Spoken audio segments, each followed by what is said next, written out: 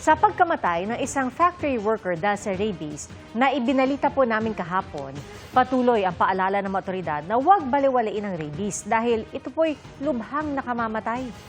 Nakatutok si Darlene Kai. Nakunan pa ng kanyang live-in partner ang factory worker at dating CAFGU na ito bago tuluyang nasawi sa rabies noong May 18. Nakuha raw ng biktima ang rabies sa asong kumagat sa kanya noon pang August 2024. Nakapagpabakuna naman siya pero isang turok lang at hindi na kumpleto kaya namatay. 100% ang fatality ng rabies. Ibig sabihin, tiyak na mamamatay ang sino mang meron nito. Sa datos ng DOH noong isang taon, lahat ng nagka-rabies sa Pilipinas ay namatay. Ngayong taon naman, mula January hanggang March 1, 55 ang naitalang rabies cases ng DOH. Ang rabies po is a viral infection po na nakukuha ng aso from a bite from another dog na that has rabies. So it's like COVID, hindi po siya innate or hindi po pinanganak ang aso natin na may rabies. Kailangan po siya mahawa po through bite. Malilipat sa tao ang virus kung makagat, madilaan o makalmot ka ng hayop na may rabies. Totoo bang mas malala ang rabies na galing sa tuta?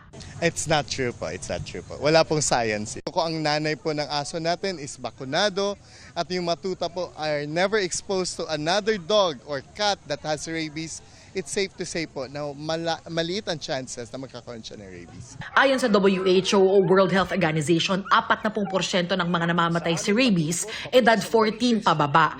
79% ng human rabies cases ay dahil sa mga kagat at kalmot ng aso. Kaya anumang kagat o kalmot kahit paalaga ang may gawa, hindi dapat binabaliwala. Sabi ng WHO, ang incubation ng rabies ay pwedeng umabot ng hanggang 1 taon.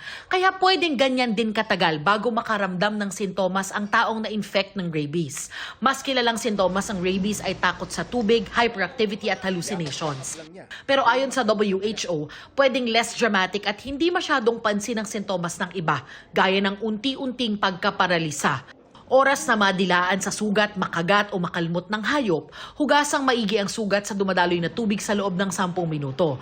Lagyan ang sugat ng alcohol o iodine kung mayroon at pumunta kaagad sa pinakamalapit na Animal Bite Center, Health Center o ospital para agad matignan ng doktor at mabakunahan.